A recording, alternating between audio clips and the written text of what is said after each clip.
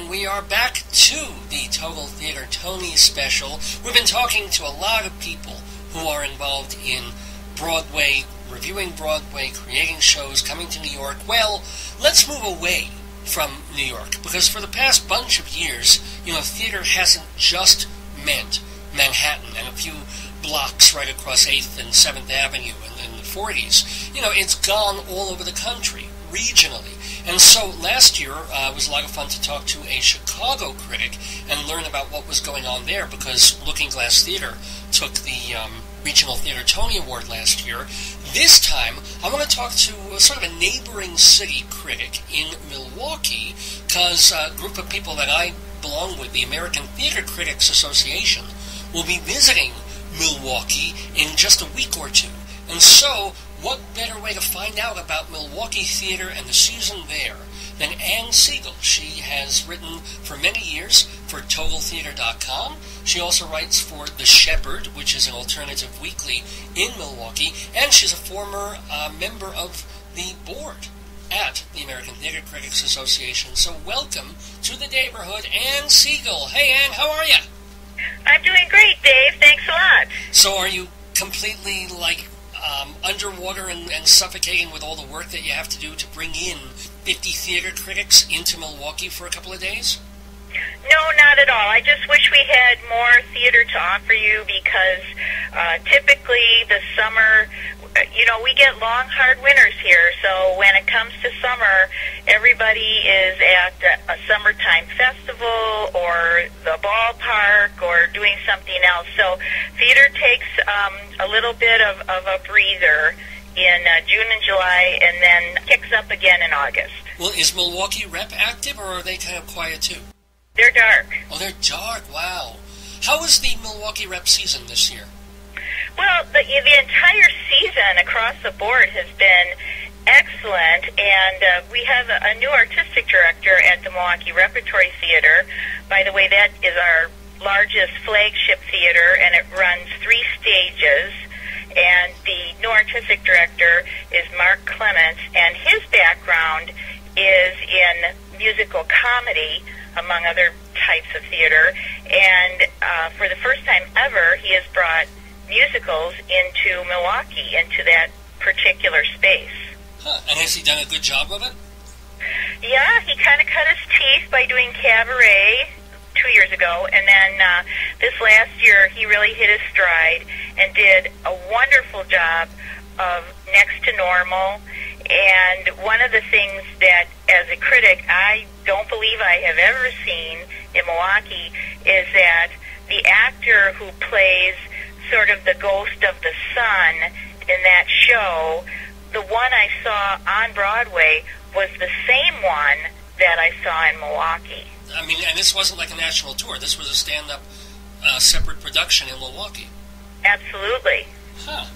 I know they're doing Next to Normal as part of Little Theater of the Rockies here at the University of Northern Colorado this season. So it should be interesting for folks who haven't seen that Tony-winning musical to get a look at it. What else? What else did you like about the Milwaukee Rep season? Well, one thing I really liked is the fact that in his debut year, Mark Clements realized that he couldn't put all his money into some shows and have one-person shows. He had quite a few one-person shows, to the point where critics were saying in the newspapers, okay, enough with the one-person shows. Even they were good, but it was pretty obvious what he was doing, because those musicals, really suck up the budget.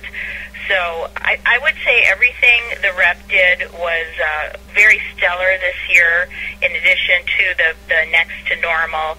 And they did, of all things, To Kill a Mockingbird, which was part of a nationwide effort to get people to read the classics. And so they did get some federal funding to do the show, and then they had follow-up book clubs, and they went around to different suburbs in the community to talk about the book. So it was very interesting. And one of the things I think is a very interesting sidelight to this whole thing is that Harper Lee, who wrote To Kill a Mockingbird, absolutely said that in her lifetime she will never allow that book to appear in any form other than print. So no tablets, no electronic medium. She wants people to actually read it on a page. So I thought that was pretty interesting. Moving away from Milwaukee Rep, there's certainly other theater in the Milwaukee area. So there's Skylight. How did they do this past season? They did very well if you're talking about artistically.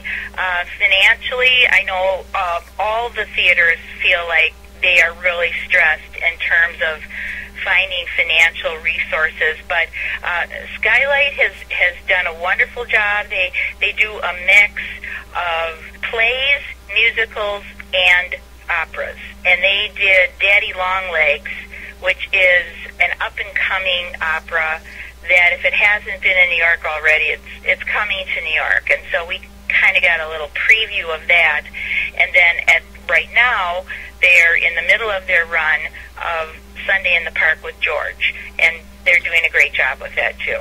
By the way, we're talking with Anne Siegel. She is the Milwaukee critic for TotalTheater.com. You can also read her in The Shepherd, the alternative weekly in Milwaukee. So what are some of the other theaters in your purview, and how do they do?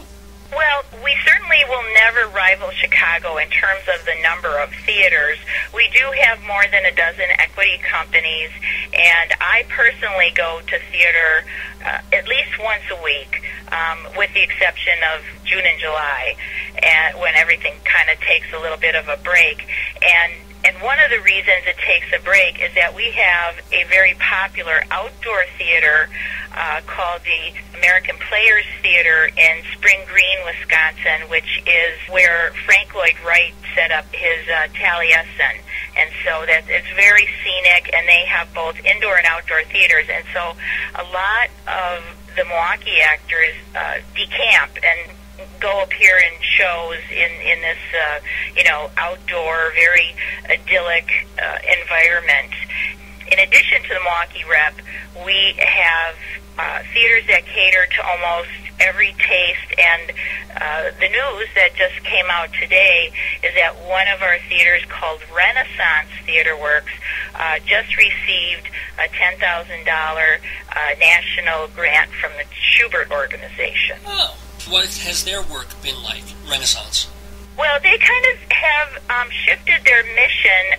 It's run by a group of women, and so in the beginning, it was more all women playwrights, all women directors, and things that were of particular issue to women. And in the last couple of years, they've kind of broadened that.